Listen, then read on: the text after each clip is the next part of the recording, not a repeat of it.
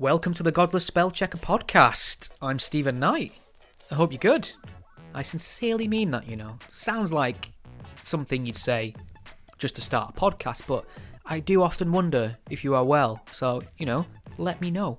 A wonderful guest for this episode of the podcast, Rose of Dawn, a YouTuber, a trans commentator. I think my first trans guest. I imagine. I mean, who knows? Maybe not. But certainly my first openly trans guest. And I think this is a really interesting and pressing topic at the moment. She's speaking a lot of sense from what I can tell, a sort of centrist position on trans rights and the way it's sort of been infected by far left ideologues, self-appointed defenders of the trans who are running with this issue as their pet project and muddying the water in a lot of senses and making it harder for people like her. And I think we all know examples of where this happens when you have a perfectly virtuous cause, like trans rights for instance, and the far left get hold of it and completely ruin it for everyone. And I think we're seeing that a little bit with the climate change, Extinction Rebellion protest sweeping the globe at the moment. We have a perfectly good cause. It's the end of the world, after all. This man-made climate change, which I accept. I mean, I recycle. I try and keep an eye on my carbon footprint. I don't eat meat, mainly for animal welfare reasons, but I'm also, there's an environmental aspect of that. I drive a car, however, I leave it at home most days and commute. So as an individual, I'm trying to do my bit. It's never enough, but it's something. I accept a bit of responsibility is what I'm trying to say. However, I have questions. Do we completely swallow all the catastrophic predictions around climate change? Can we question them? Are they backed up by data? How much of an impact is man having on climate change, and can we do anything about it? What's the timescale? What are the solutions? These are perfectly valid areas of discourse which we can't seem to have sensibly because the far left have ran with it and they're exploiting the issue to push their anti-capitalist, far-left, socialist agenda, and that gives people in the centre and people on the right and conservatives the green light to dismiss the topic outright. And I feel that's what's happening with trans issues. We're throwing the baby out with the bathwater because far-left ideologues are making the loudest noise on it. So my aim in bringing you this conversation is to redress that balance a fraction, doing my bit to try and put a little bit of sense back into the world. And Rose will be providing the bulk of that. Very common sense-led commentary as far as I can tell. So make sure you check out her YouTube channel. You can also find her on Twitter at Rose_of_Dawn. And we had a great conversation. We spoke a lot about pronouns, far-left ideologues, the transitioning process she went through herself, Jessica Yaniv, which is, this will be a case study in a psychology class at some point in the future, I would imagine. So we get right into it. So make sure you send her some love, send her some feedback, send her any questions you have. I'm sure she'll be happy to hear from you. You can keep up to date on this fine podcast at gspellchecker.com. You can also support the podcast, give me all your money, basically, at gspellchecker.com/support. This podcast is 100% listener supported. I don't run ads. I don't sell you anything. I have a day job as well. So just give me all your money is what I'm saying. And then I can quit the day job and do this all the time because that's what you want. That's what you want. It's what you want. Enjoy. There's a word that some folks find real hard to spell. Ain't it? I'm a foreign except after saying who cared to go burn in hell. But then along came a man, a spell checker from the God of Creed, and he set out upon a noble quest to help those who don't know what it means. And he said, "Go A-T-H-E-I-S-T, and don't you put that I before that E. A-T-H-E-I-S-T, don't mean we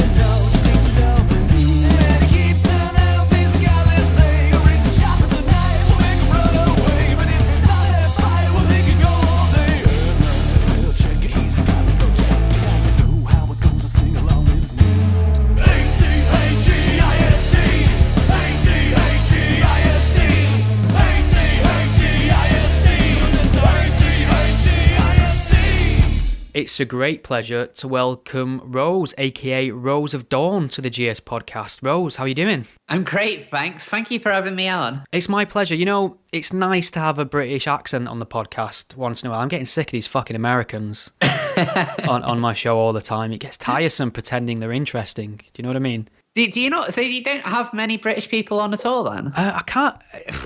Not as often as Americans now, strangely. Yeah, I need to address that. My regular co-host is a Brit on another show, so I suppose that counts. But yeah, just off air, we was having a little bit of a discussion about your ambiguous accent, and what did we decide on? So yeah, my accent is often referred to as plastic scouse. Right. Basically, I think it's because a lot of people from my area would work around Merseyside, but then live in Wales. So it's not considered like proper Scouse accent. So I'm originally from like North Wales, but like just next to the border. And then I moved to London a couple of years ago because there's really nothing in Wales at all.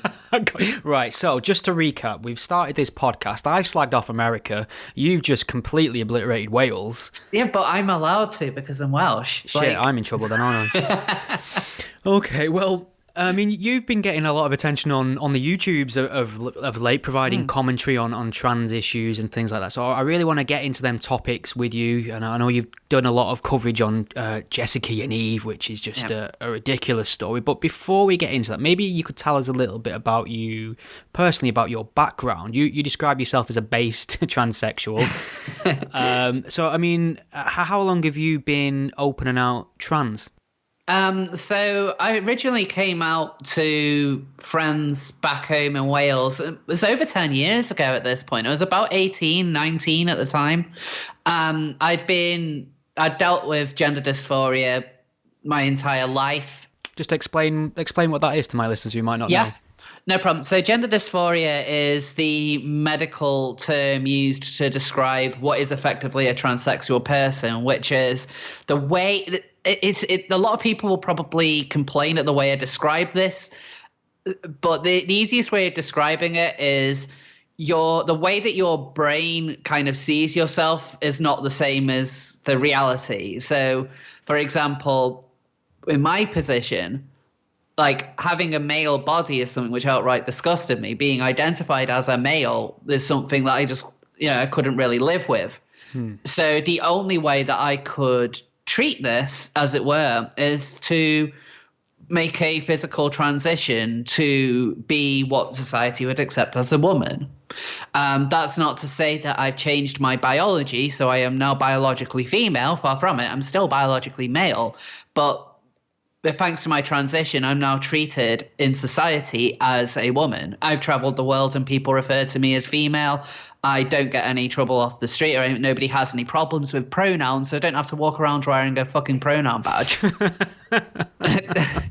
Which I'll get onto that later. But like, it's something which is very hard to understand, though. The idea of for outsiders or for you. Well, for both. Right. For both. Like, and I can understand why people have skepticism over when a transsexual claims, like, born male, but is now a woman. Like, I would refer to myself as a woman because of the way in which I've lived, and my transition is effectively what makes me happy, but also it is what makes society understand me as being a woman. That's not to say that I should be speaking on behalf of women over various subjects or whatever. I understand that biologically I am very different, and so therefore biological women are going to have different issues to me. But for all intents and purposes, what I want is for society to see me as a woman.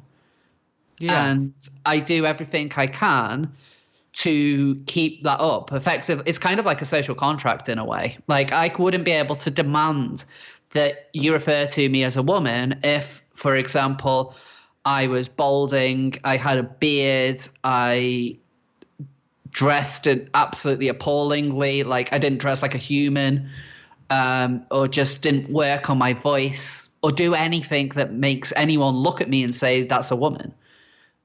And that's something that's a big problem which I've had with the modern trans movement. One of the reasons why I've started speaking out about what's happening. So when I moved to London, I became involved in what's known as the queer scene. So that's kind of like the alternative LGBTQIA plus community. How do you, just as a slight digression, how do you feel about the whole trans issue being lumped in with, being queer, being gay, lesbian, things like that? I mean, is that almost to some people seems like a false categorization, that it's just sort of tagged on the end of an issue which isn't really mutually the same? So from what I understand, the history behind it was there was some sort of overlap in the way society accepts gay and trans people, but the issues at the core of each movement, like the LGB and the T, are very, very different. And it's not, when you look at these movements, they always seem to either be working on something on behalf of the LGB or something on behalf of the T. There's very few issues that really do line up between the both. And so I don't think really that they should be treated as one and the same. But they have been for so long that people kind of accept that as being the norm. We've just entered a bit of a weird world in the last couple of years, though, where originally everything that was LGBT would not really mention trans stuff at all, to now where it's almost all trans stuff, and a little bit of, oh, by the way, gay men are men who like men, gay women are women who like people who self-identify as female. Like, neither of the issues, I think, really properly line up. And I saw in the news today about Stonewall splitting after, like, some of the people who were previously involved in Stonewall said they'd been too involved with trans stuff. And that's something which I kind of support in a way, because that they should be different. And also Stonewall is incredibly toxic. That was a surprising left turn. What's your issue with Stonewall? Stonewall is an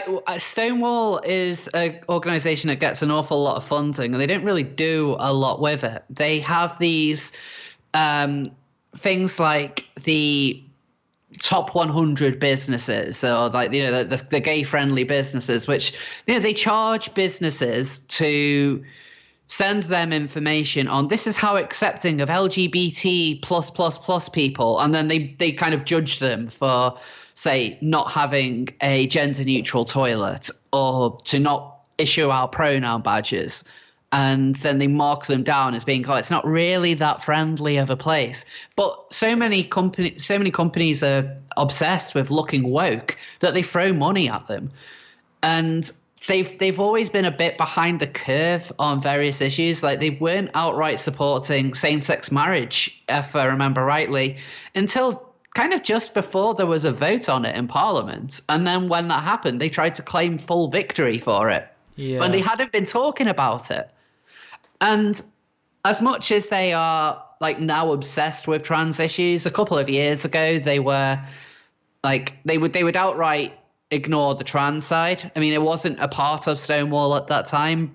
I remember they released a anti-bullying video where they said that tranny was short for transgender, which I think is absolutely amazing when you look at what Stonewall has turned into. They're not, I don't think they're a particularly competent organization. And I think that the sooner they kind of get dismantled, the better. Okay, well, no beating around the bush there on that one. So, I mean, before we move on to some of the topics that I think are really quite prevalent within this discussion at the moment, maybe we could just circle back round a bit back to your story a little bit. And you said you was around about 18, 19, I think you said, when you was out as trans. Yeah. At what point did you start thinking that your identity, the one that comes more natural to you, is not the one that has been assigned to you by society? When did you start trying to piece all this together and realise that something wasn't as it seems? Well, it's something which I kind of always felt even when I was about 3 or 4 years old. Wow, that early? I mean, that'll surprise a lot of people. Oh, yeah. Like, I would say a lot of people, like trans people, do feel this way when they're kids. I'm sure we'll touch on, like, young people transitioning later on, so I won't go into too much detail on that. But there was always that feeling of, like, I hated being a boy. I hated being associated with the boys. And this isn't just because I wanted to play with a Barbie or anything. I hated what I was. I wanted to be seen as a girl, but back at the time I couldn't say anything. I mean, I was someone who's quite bullied in school anyway. If I came out as being a little girl, like, I would have had the shit kicked out of me. So I kind of put it to the back of my head for quite a number of years. And then when I was around 13, 14, when I first hit puberty, that was when it came back to the forefront again. And as time went on, I couldn't ignore this feeling of absolute discomfort. I thoroughly detested my body during puberty. And it wasn't just a case of like, oh, I'm, all these changes or whatever, but it was a real thorough repulsion. And I was getting a lot more agitated. I was getting very depressed. And eventually I opened up to a couple of friends, and not many of those friends are still with me. A lot of them pretty much ditched me not long afterwards. Well, it was at the time. I mean, it's around 2008, 2009. And we weren't as woke back then. Well, that's it. I mean, like nowadays, it would just be absolute horrendous transphobia. I mean, and to be fair, they were dicks about it. They basically said that I was a huge embarrassment. I was often like made fun of a lot. In fact, I think that I'm still kind of considered as a bit of a joke in my hometown, which I find quite funny personally. Like I've achieved a lot since I transitioned, and a lot of these people, well, they just go to the same pubs. They have very menial jobs, which they've been doing for like the past 10 years. Like they haven't actually done anything with their lives. Sounds like small minds to me. Well, yeah, so they were quite fun. And that was one of the reasons why I moved to London, to kind of get away from that. And so I joined the kind of queer community, as it were. I never got thoroughly deep into it, but I went along to parties and stuff because I wanted to get to know people and make friends in the big city. And it was becoming quite apparent that there was a different line of thought going through this community on what being trans was. I came across non-binary people who wouldn't change anything about them, but they would just tell you that they now have a magical pronoun, and they would often be they would have too much dysphoria that they couldn't get up in the morning, or they couldn't get a job, which I don't quite think is how dysphoria works. It's like I identify as unemployed. Basically, yeah. And then there were others who just say, oh, you don't even need dysphoria. And there's just so many pronouns and pronoun circles. Like you'd be sitting around having a chat with people, and then all of a sudden someone new would join the circle and it'd be like, I need to know everyone's pronouns. Tell me your pronouns. And then everyone would sit in a circle and announce what their pronouns were. And then it would get to me, and I would always reject this because I think asking for pronouns is fucking stupid. So what I would always do is just grab my boobs and then just kind of look at them and just be like, what the fuck what do you think? And then they would just go, she/her then. And I'm like, bingo. Yes. Yeah, because I fucking worked for it. And then you would get people who just didn't look like what they said they were. And then everyone's just like, oh, yes, like, look at this young man here. He's so manly. And it's like, it's a girl with long hair. Like, not like how can that be seen as a man? And I came across this more and more and more. And I found myself not really being able to speak out a lot against it. When I first met a lot of these people, I said, I was able to give my take, but then I became more and more aware that this wasn't the done thing, and I needed to kind of know my place. And a lot of this came to a head around the end of 2017 when a mutual friend on Facebook posted about respecting all genders. And so I decided to have a little bit of fun with this, and I posted, like, what about trigender? What about moon gender? Should we be respecting someone who identifies as the moon? And I thought that the response that I would get would be, no, that's absolutely ridiculous. Like, that's not what we mean. They defended moon gender. They told me that is a legitimate gender. And I'm like, how do you transition to be the moon? How do you transition to be three genders at once? And then I was called transphobic. Yeah, I've had that experience. I made a joke about, it was pronoun day the other day, and I didn't actually know it was pronoun day, but somebody jokingly asked me my pronouns. Not? I know, it's not in my calendar, unfortunately. There's my first transphobia strike. But I made it was a dad joke, essentially. I think I said I identify as the master of the universe, pronouns he, man. I think I saw that. Yeah, and that, to me, I wasn't even thinking of trans people. That was a joke about this ever-expanding limits of self-identification and what we should take seriously and what we should treat as seriously as somebody who's gone through gender reassignment versus your moon example there. But obviously that was interpreted by a fair number of people as a transphobic joke. So, I mean, I want to move on to the ideologues who have sort of overtaken this discussion a little bit. But last question on you personally, because you referenced the facts, I think you termed it, you've worked for it, your appearance and your femininity the way it is now. So, I mean, I appreciate these are personal questions, and you can obviously tell me and my listeners whatever you're comfortable with or not talk about it at all. But what is the process you went through to transition, if you don't mind sharing that? Yeah, no problem. So one of the first things that I did was contact my GP, make them aware that I was having issues with my gender. I was referred to a psychiatrist and then another psychiatrist. And then they referred me to a gender identity clinic in Charing Cross. And I was then prescribed hormones and I think it was like an anti-androgen injection, this massive injection I had to take every couple of months to suppress testosterone. But I started on estrogen tablets. So my body kind of became a lot more feminine. Fat distribution changed. So would you develop breasts naturally that way then? Yes, I did. Yeah. So that's kind of a way to do it. Now, normally a trans woman who's taken estrogen tablets, breast growth isn't that big. Without like going into too much detail, my breasts are actually a very good size for a trans woman to do naturally. Right. Now, I took hormones for a long time, and then eventually I had gender reassignment surgery, which was more than 5 years ago at this point, which was fun. It was a pleasant week. I imagine. Yeah. Well, no, I can't imagine, I suppose. It wasn't fun. So that would kind of have been the end of my transition. But earlier this year, my parents helped me get facial feminization surgery to make my appearance look a lot more naturally feminine or naturally female.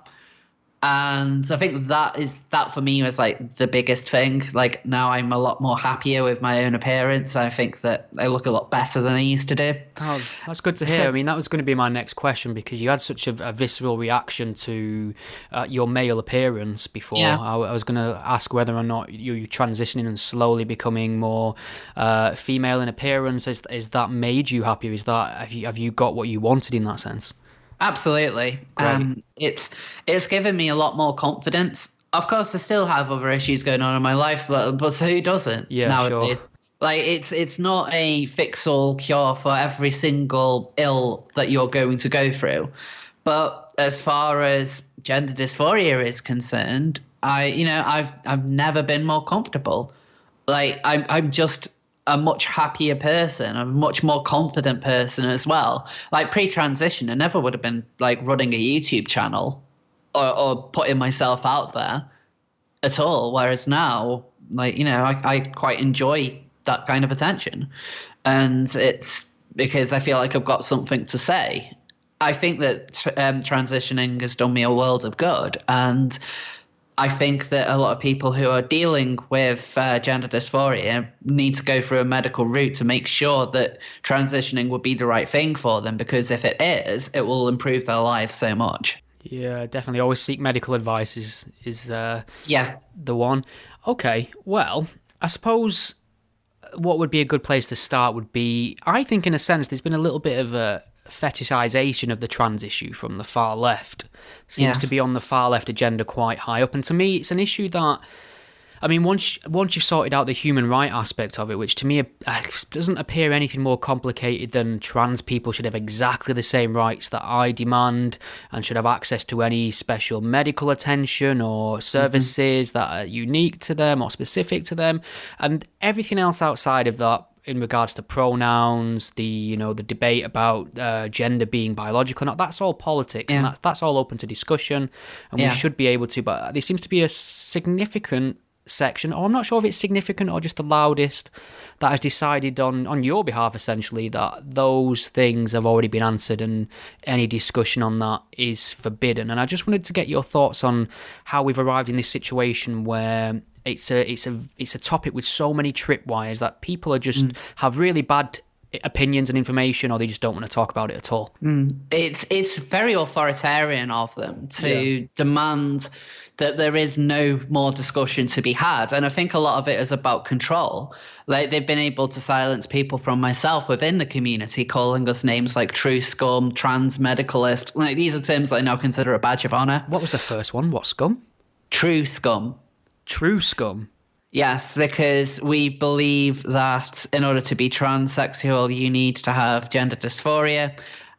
So, like, being a true transsexual, that's the true part, and the scum part, because we're scum. Oh, well, these are the real lovely beating heart of the left, and they would call themselves too cutes because they're just too cute.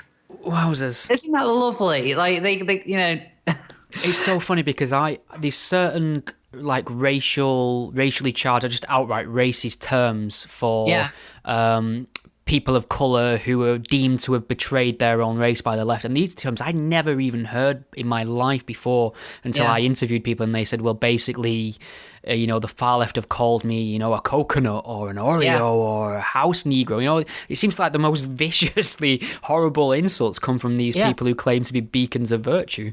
Yeah, and you see this in the open, especially when it comes to black conservatives. Like, yes, I don't know whether you follow Dominique Samuels, but I've noticed that she gets a hell of a lot of like quite racist abuse from the left. And they're and the left is the one that will always tell you that they are completely incapable of prejudice, unless it's against class.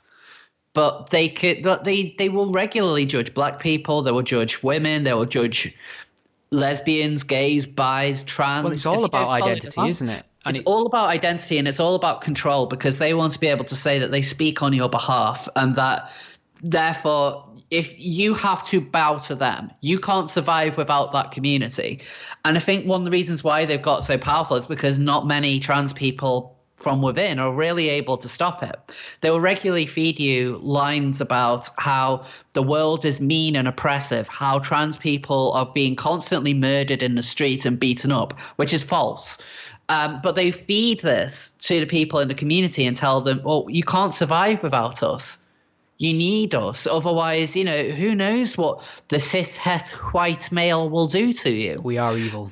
Well, that's it. And if you don't submit, then we will kick you out. And so I think a lot of people are quite scared of that. They've been told that they're never going to survive. It's like an abusive relationship almost. So no one from within can really control it unless you openly distance yourself as far away from it as possible, which is what people like me have to do when we talk about it. And we get called all sorts. And this is from the people who are meant to represent us. And if we get called all of this stuff and we're not allowed to talk about it, what chance does anyone else outside who are immediately going to be called a bigot and labeled with all sorts of horrible phrases when all they want to do is to learn and to understand?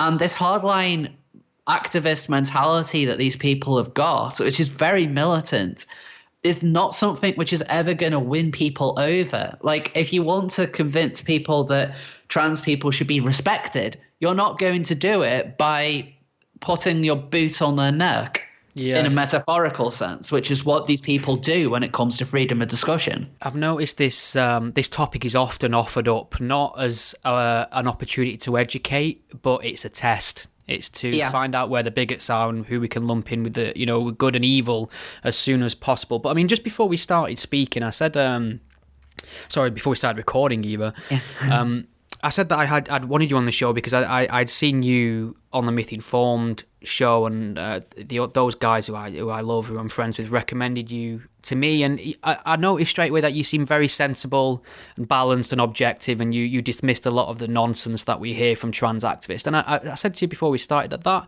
probably paints you as somewhat of an alternate voice within this trans community. So how we got to that point where someone who seems quite objective and speaking as common sense as you becomes an outsider in that movement? It's very hard to really say, because even some trans people in the spotlight or in the public eye rather, who like I knew in the past previously had views very similar to mine, but they've decided that they don't want to talk anymore, and they're just going to follow whatever anyone else commands them to. Easier life. Yeah, it's just it makes it easier if we don't question. And when you get these hardline people, many of whom I don't think are actually trans themselves, and they certainly wouldn't be trans under my own definition, which is gender dysphoria, they're the ones who have now effectively kicked me out of my own house. Yeah, well, it's funny you should say that, because I have a big issue with people on Twitter who put their pronouns in their bio. Yeah. And 9 times out of 10, as far as I can tell, it's not a trans person. And the only reason I have an issue with it is because it's a political statement. It's always a signifier of really far left politics that manifest in really abusive ways every time this happens. Every single time. You never see anyone on the right telling you what their pronouns are. No. Unless they're doing it to make fun of the left. Yeah. Okay. But trans people don't even trans people like me, I should say, generally don't like it, because we've put in so much time and effort, money, everything into our transitions. So it should go without saying what my pronouns are, so to speak. Yeah. But when you say, what are your pronouns, you effectively ignore everything which I've done. And it's all to appease these non-binary people who put no effort into making the world recognize them in the way that they want, which, let's be honest, for a lot of them is almost an impossibility. Like, they don't look like what they're supposed to, what they're telling the world that they are. It's just so funny when you see some profile picture and he's David Smith from Camden Town, and he's got a flat cap and a beard, and he's got him in his profile, and you're like, well, no shit. And then you had Corbyn the other week at the Pink News Awards, who came out as a man. Did he announce his pronouns? Jeremy Corbyn announced his pronouns at the Pink News, and Magic Grandpa. They call him Magic Grandpa. I know. Oh, I know. Dear. Well, they could have been misgendering him this whole time. It's insane. But he did it. He did it unironically. And Owen Jones was there, and he clapped along because Owen Jones. And that's the level of absurdity. It's a big virtue signal, isn't it? It is. It's such a big. And there was the Democratic town hall the other week.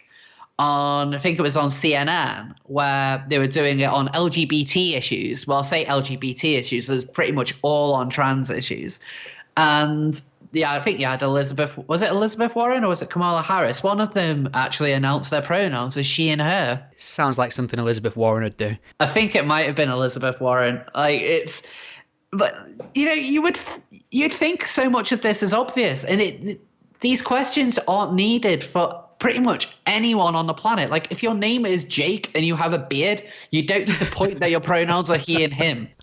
Yeah. Because everyone knows that you are a man. Like, no one is surprised. So I think I'm pretty sure how you feel about the pronoun issue, but where do you think the limits are of self-identification? Do you think there are areas you can stray of outside of male and female? Is there some validity to these non-binary self-designations? It's difficult to say. So I accept, as a transsexual woman, I accept that, as male identifies as female, and there are females who identify as male. And so I don't think it's out of the realm of possibility that you might get someone who doesn't align with either. However, I think that such a thing would be so rare and nowhere near the numbers of non-binary people that we get at the moment. And at the moment, it seems to be, if you're not all into man stuff and you're a man, then you might be non-binary. I don't see many non-binary people pushing this idea of gender dysphoria. In fact, they're the ones who just say gender is everything and anything, and you can say that you're trans and that's it. And they will run courses where they just say how to tell if someone's trans. One, they say they are. These are things which they push. I think there might be some validity in some cases potentially. The vast majority, however, I think are just talking bullshit. Okay. All right. Well, something I have to pick your brains on is something I've been dipping in and out of over the last several months. I wonder what it could be. Yeah, a slow motion car crash, and you can't quite believe what you're reading and seeing, and that's the one, the only Jessica Yaniv. Oh, wow. Now, Jessica Yaniv is basically a caricature of what everyone thinks like a worst case scenario. yes, it's a far right wet dream of trans politics, really, isn't it? Yeah. Right. I mean, maybe you can explain a little bit about who this individual is, right, and how they have ended up in some high-profile litigation with waxing salons. Okay, let me give you an abridged I thought I was going to history. say ballpark then, but... So, Jessica Yaniv was born Jonathan Yaniv, and is someone who has been trying to make themselves relevant in society since around 2008, when whilst they were in I think it was in college in Canada. He started a national sex day and got it promoted on Facebook and in various newspapers, with basically the idea of everyone should be having sex with one another, because I think he just wanted to get laid.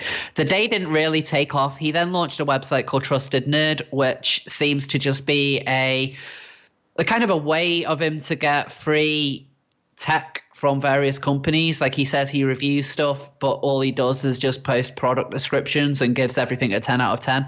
Although he does now also review sex toys, which he does go into a lot of detail on. He also is a big fan of this like teenage, now fairly young women Canadian pop group called Cimarelli, where he acted as their social media controller for a while.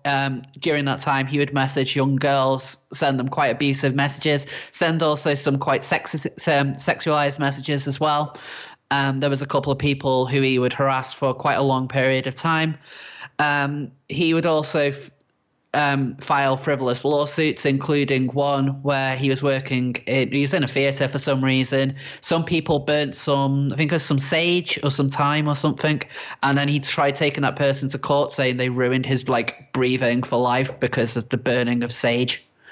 But then where he became famous was around 2016, 2017. Yaniv transitioned to Jessica Yaniv. However, Yaniv would flip between Jonathan and Jessica whenever it suited him.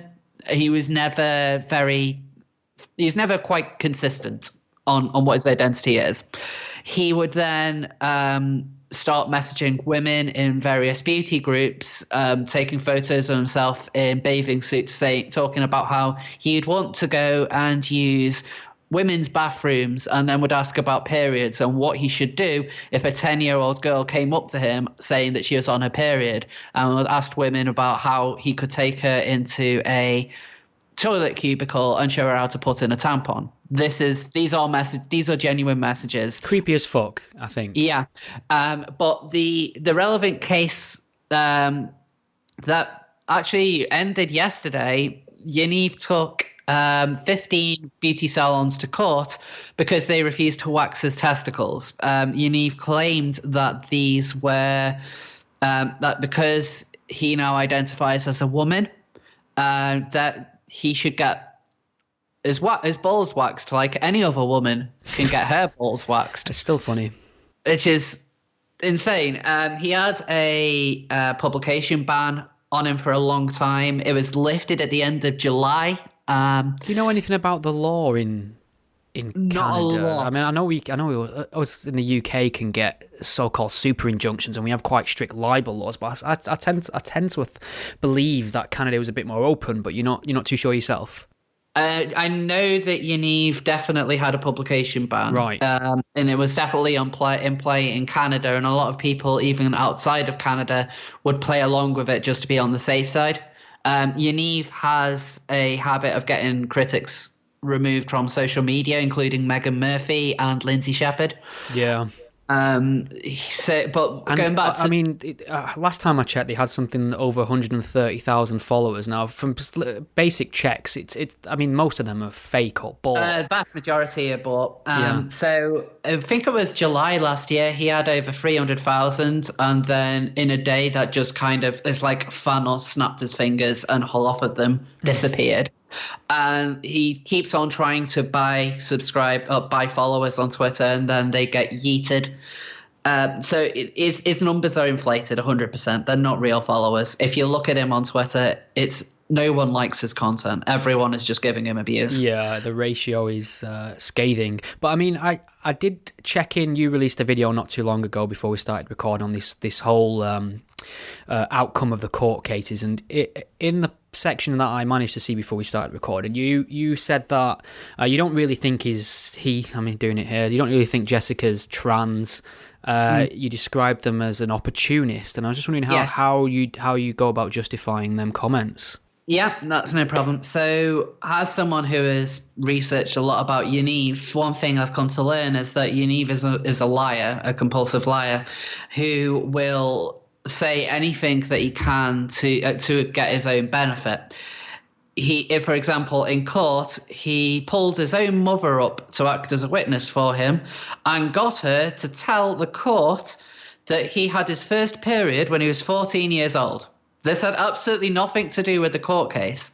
He just wanted to tell the court he had a period at the age of 14, which is a physical impossibility. Explain to us what I mean. He identify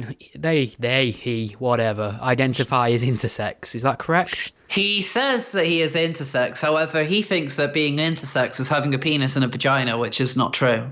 Right. So obviously, this individual cannot ovulate by any stretch of any scientific imagination. No. Okay. He can't. But he's lied a lot about having various medical conditions. He's had a habit of filing frivolous lawsuits. His whole entire website, Trusted Nerd, is basically a sham. So when it comes to him saying, "Oh, I'm now a woman," well, he lies so much about everything else. Why do I have to take his word on this as well? He's not a very trustworthy person, and it serves an aim for him, or a goal for him to identify as a woman. That's how he was able to bring these cases in the first place. Now, luckily, he lost badly. He now has to pay $6,000 in damages, which is brilliant news. But there was a time where I thought it could have gone in his favor because of how crazy a lot of the trans political world has got, especially in Canada. It wouldn't be outside the realm of possibility for him to pretend that he was trans to do this. Now, I don't refer to Yaniv as a guy because I think that he is a creep. It is purely based on my observations of him. There are plenty of trans women out there who I dislike, but I will still refer to them as trans women and still use female pronouns. Yaniv is just someone who I do not think is a trans woman, and I think is someone who tries to pass himself off as one for his own financial gain. I mean, that seems like a reasonable assessment to me, knowing what I know of the individual and seeing, like you've rightly pointed out, what an opportunist he is, and it appears to be a compulsive liar. How do you think the response was to Yaniv? I mean, if we're to be optimistic, it could look to some that he was universally condemned for the opportunism and the dragging the trans movement through the mud in a sense. Or did he actually receive a fair bit of left-wing support? Because if they did, I kind of missed it. He did receive some support. For example, Pink News were very sympathetic to him in their coverage. Yeah, in fact, I think it was like a month or two ago, they wrote an article about Blair White, like a very prominent trans YouTuber. She's a conservative. Yeah, I've met Blair. She's the wrong trans. That's the problem. Like you're the wrong trans. There's no room for you on the intersectional scale, unfortunately. Oh, no. Me and Blair are basically pariahs to these people. But yeah, so I can't remember exactly what it was that she tweeted, but Pink News didn't like it and said that it was very, very transphobic. And in their article, they failed to mention that Blair was trans. Oh, brilliant. And they also pointed out that, Blair had been very mean to Jessica Yaniv. And so they came very much as like defending Yaniv, who's been accused of some very serious issues. Okay, so here we have Yaniv, who's got a track record of opportunism, smears, really creepy paedophilic behaviour, and he actually doxed Blair.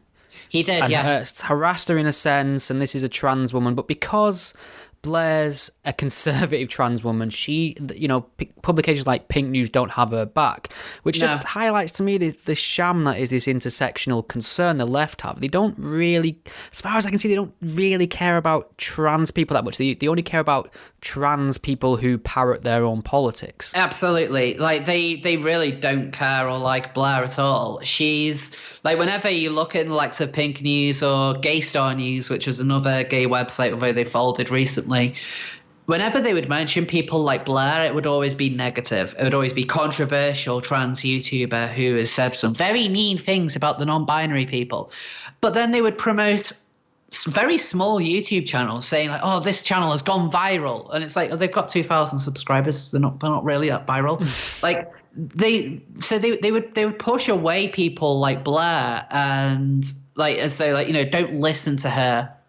And the thing is, there's a lot of trans YouTubers like myself, like Blair. So because I'm friends with quite a few of them, where we are quite big voices in a way. We've got quite sizable followings. I mean, my following has exploded over the last couple of months, and like I don't want to sound egotistical or anything, but I've recently just got over 20,000 subscribers. I think that's not bad going. That's brilliant on YouTube. It shows that you're making an impact, and there's an appetite for your brand of commentary, which seems sorely missing on this topic. Yeah, and I have a lot of trans followers, and they feel a lot the same as me, and me and Blair share quite a lot of an audience. I think a lot of it, after like Blair's like given me a lot of shout outs in the past, and I think that's how a lot of people have found out who I am. And so there is a sizable amount of the trans community who agree with us, but we're always pushed to the sidelines. And meanwhile, you have people like Yaniv waddling on, where and they write these defensive articles about them in a way that they would never do for us. Like, they write about, oh, this trans person got harassed because someone said a mean thing on Twitter. But then when Blair gets doxxed, they're completely silent on it. Yeah. Like, and the fact that it was Yaniv, and like they don't write critically on Yaniv. They just seem to brush away any of the allegations. And it's just, look at this trans woman. She's being harassed by Meghan Murphy. Like, I mean, one place even referred to Yaniv as journalist. Like, Yaniv's not a journalist. Yaniv hasn't wrote an article in his life. How the hell is he considered a journalist? But they will go to extreme lengths to weirdly defend him. Now, that's not saying there was widespread support for Yaniv in the trans community, far from it. But there was a lot of silence as well. I think the problem is as well, there's not a strong enough immune system within this movement because we've silenced all criticism or all dissent. So when a complete pariah comes along, an opportunist, somebody who's going to drag the reputation of everything the trans movement's achieved through the mud, literally overnight, there doesn't seem to be an attack of antibodies within this movement to deal with it, unfortunately. And then it's left to the people who are on the right or the people who are transphobic, who always said, look, see, it's a man in a dress taking the piss to get ahead kind of thing. And that's the narrative that wins out, unfortunately. It is. And the thing with Yaniv, as I mentioned earlier, Yaniv is a caricature of like the worst possible example of what a trans activist could be. But at the same time, Yaniv is the kind of thing which people like me have been talking about for a long time. That this is someone who is clearly dishonest in their aims, but because they can just claim that they are a woman, they can take people to court because they refuse to wax their balls. Like, it's such an absurd sentence to say. Yeah, I get a little snigger every time. I must have heard that about 50 million times now, and I still snigger like a little school kid. I think, like, know what? It's so hard to take seriously, but you have to, because that is what their argument is. Yeah. Like, when they make arguments about, like, all you have to do is to say you're a trans woman or that you are a woman, is just say you're a woman. And so you get trans women, so to speak, who don't shave, who are bald, who just look like fat blokes. And that all they have to do to say that they are a woman is just say, I'm a woman. This is a woman's body. And then they get access to women's spaces because, well, you can't be transphobic to Big Bertha. Well, let him, I mean her, in. Like, so there's already people within the community taking advantage of this. And this is the narrative that's been pushed. When anyone can identify as anything, it loses all meaning. Yeah. What's really fascinating to me about this whole trans issue at the moment, I suppose, is because obviously people tack it on the end of gay rights, and we've sort of, I think we both agree that's a sort of category error, but whatever. Yeah. But back in the day, I would say, and I hope I'm not overgeneralizing too much, but the biggest threat to male homosexuals would have been other men. I think they were the chief antagonist of that movement. I don't think that's controversial to say at all. Obviously, you'd often hear about the woman who would have the gay best friend, fag hags, people like that who would lend a sympathetic ear to gay men and know that they could have a relationship where there was no risk of being used for sex or things like that, and this was quite kind of like a nice relationship that were formed. Whereas this trans issue moving forward now, it seems like the people who are most at odds with it and the things that are being said are other women who feel like they're being disadvantaged either in sports or in the community in general, or having their safety put at risk for this. And I just think that's a strange turn of events, from going from men being the big issue with gay rights to women being the chief antagonist towards the trans movement. And I don't know if you've got any thoughts on that. So I find the gender critical side to be quite interesting at times, because sometimes it's effectively a different side of the same coin. A lot of this is identity politics pushed. In the same way that trans activists will say that cis people are inherently dangerous, the gender critical side might say if you're born male, you are inherently dangerous, and it's because of patriarchy. Funnily enough, both of them talk about patriarchy, and they're both fighting against the patriarchy, and they both also accuse the other side of being far right. Yeah. I've had discussions with gender critical feminists about the fact that no, trans activists are not far right. A lot of them are quite communist in nature. Like, just look at the NUS's trans campaign, where they have things like prison abolition. Yeah. Like, they clearly are Marxist in their own beliefs. Now, I understand why a lot of women are concerned about this. I think that up until a couple of years ago, this gender critical voice was a lot smaller, and it was very much your typical radical feminist who hates trans people because, trans woman is a man and men are evil. And those people certainly still exist. I've come across them quite often. But what we're seeing is more women who wouldn't otherwise be that politically engaged in all of this, noticing that men can just say that they are trans, and all of a sudden they've got to share wards, they've got to share prisons, they've got to share bathrooms, and they don't get any say in this. And because the barrier to saying that you're a woman now is so low, you do end up in positions where, like, men can just say they're a woman, get away with some dangerous things. Karen White, a rapist who was jailed in a men's prison, then came out as a woman, and was then moved to a women's prison, where he then proceeded to rape a couple of inmates. Wow. Like, these are things which have actually happened, and trans activists will tell you, no, this isn't real. Like, there's never been any danger. Trans people wouldn't self-ID and act in that way. It's like, well, maybe a trans person wouldn't, but a disingenuous actor certainly would. And by having no gatekeeping at all, you've allowed people to take advantage of it. So I completely understand why the gender critical movement, as it were, is growing. I don't think that it will ever be a real, huge, significant force, as it were. But I think it's an important voice. particularly when you find the reasonable ones in there, of which there are many. Like there are a lot of these people, they're labeled as TERFs by trans activists. I try and not use that word myself as kind of like a way of having dialogue with them. Like, I don't want to, like, if I want to say to these people, like, not all trans people are dangerous. We're not out to get you. We're not all deluded. I'm not gonna kind of convince them otherwise if I insult them half the time. This is true, and it has become pejorative, hasn't it, TERF? It really it has. And I don't, whilst I've seen some people massively overreact to it, I remember one person last year saying that TERF was genocidal hate speech, which it blatantly isn't, because the tranners haven't started a genocide yet.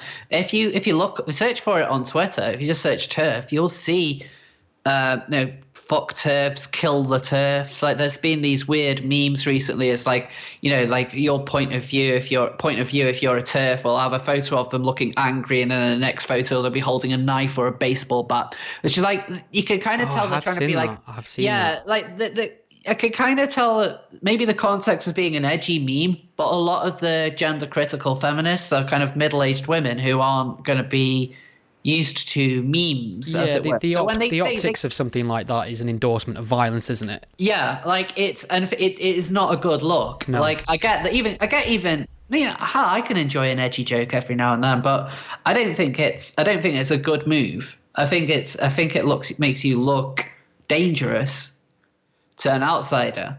Yeah. Whilst there aren't really that many instances of trans activists actually attacking gender critical feminists. I think there has been one in the last couple of years where a woman was assaulted at Speaker's Corner.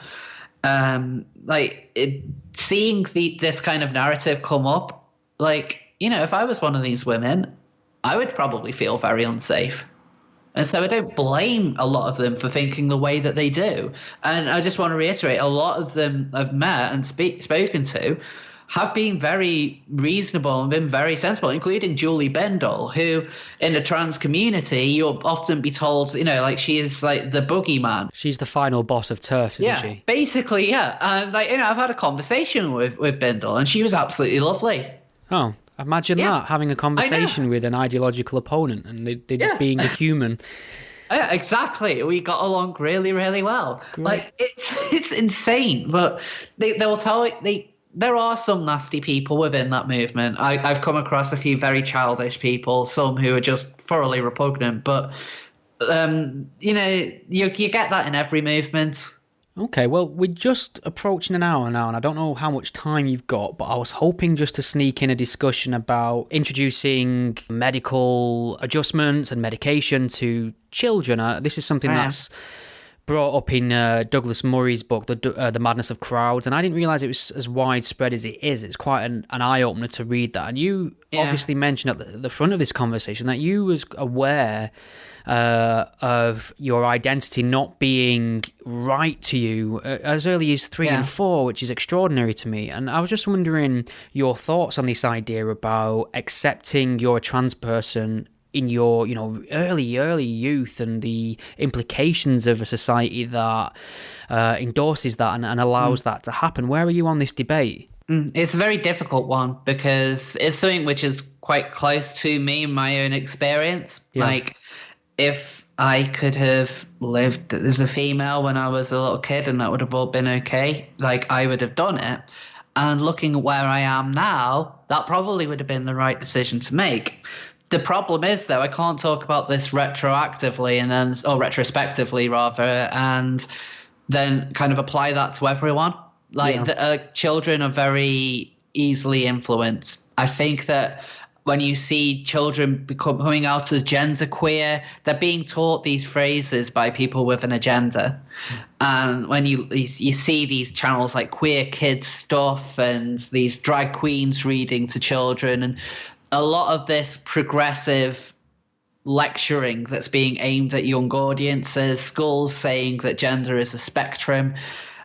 And this is going to influence young minds. And there are going to be children as young as like 3 or 4 who will genuinely have gender dysphoria. But I think that this big push that we're seeing, a lot of it is because kids have just been influenced by external forces. Now, it would be great if this was combined with actual medical experts examining the children and being able to make a genuine call, which is going to be quite hard when you're trying to diagnose a child, because you're not that child. You can't really read their brain. But a lot of trans activists are very anti-medical pathway. It's why people like myself can be called a trans medicalist, because I think that medical transition is vital, whereas a lot of trans activists now push a narrative where actually it should be on a consent basis. You should just be able to go to your GP, get hormones, and that's it. And you'd be able to do the same with a teenager as well. Like a teenager like 12 or 13 would just be able to get themselves on hormone blockers under the proposals which these activists push. That's incredibly dangerous. Like, not only are they pushing a weird agenda on young people, but they're getting rid of the medical backstop, as it were. So what could happen, and what I'm scared is going to happen, is in a couple of years that will become a real scandal, where all of these young people who weren't actually trans were just told that they were transitioned, and it's ruined their lives because they're now medically a weird body of mix of male and female. Did you see that news report the other day? And I must admit, I haven't delved into it in much detail, but the headline was something about record numbers of people who have been through gender reassignment who have now opted to return to their birth gender. I don't know if oh my God, obviously you must have seen this. I have. So just to point out, I believe it was a Sky interview with, I think her name is like Charlie, I can't remember what her surname is now, damn it. Basically, she used to be a trans man, but detransitioned. She says that she's been contacted by hundreds of young people who have transitioned and are now looking at detransitioning. It's anecdotal, really. But it's very anecdotal, yeah. There isn't any hard evidence. I think that I've no reason to believe that she is lying, as it were, but it is anecdotal. I think if she is stretching the truth somewhat, I do believe it might only be a matter of time until we start seeing record numbers of young people transitioning. Okay, Rose. Well, I've pretty much ticked off everything I wanted to talk about, and you've been very eloquent, and I've learned quite a bit as well, which is always a plus for me. Yeah, great. Is there anything at all you'd like to say before I let you get back to your evening? So I run a YouTube channel called Rose of Dawn. So you can find me by searching my name on the YouTubes. I do a weekly series called Trans Stupid, where I take a look at some of the bizarre news that's been going on in the world related to trans issues, because there's a hell of a lot of it out there. Like, to the point where I cover several stories a week. Like, I don't know how many of your listeners might have watched Sargon of Akkad's This Week in Stupid. Oh, okay. Yeah, I'm familiar with it. Very kind of similar to that, but about trans stuff, I would say, like, in terms of looking over various news stories. I also do a series called Pillars of the Community, where I take a look at various notable trans individuals, as it were. So previous topics have been Jessica Yaniv and also Christian Weston Chandler, who, if you don't know who Chris Chan is, he's an interesting character. Is this going to ruin my evening if I look this up? Oh, it may ruin your evening, or it may just make it. Oh, depending on your outlook. I'll roll the dice. Yeah, I also am on Twitter as Rose of Dawn. Occasionally, I also appear on the Academic Agent series Unpopular Opinions. I do my own live stream from time to time called The Rose Pill. Previous guests on that have included Blair White, Count Dankula, Book Angel, and a whole host of other friends. But yeah, I think that's all really. Great, Rose. I'm really glad we're connected, and I will be making my way through your YouTube back catalogue as well. So thank you very much for giving up a perfectly serviceable evening to speak to me. Oh, no problem at all. I've really enjoyed it. Thank you so much. Thank you. Thank you for listening to the Godless Spellchecker podcast. The podcast is a one-man operation produced in my spare time away from my day job, and I love making it for you. If you enjoy what you hear, please consider lending some support. The show is entirely listener supported. I don't sell anything, I don't run ads, and given the alternative and unpopular focus of my content, it's very unlikely to find a sponsor. So there are a number of ways you can support and chip in and help improve the show and give me more time to produce more content. You can become a patron supporter and pledge a monetary amount per month or per episode by visiting patreon.com/gspellchecker. If you can't lend monetary support right now, don't worry, there's other ways you can help the podcast too. You can share it on your various social media networks, or take a moment to leave a review wherever you listen to it. Your support is massively appreciated. Thank you. Think we've all learned something here today?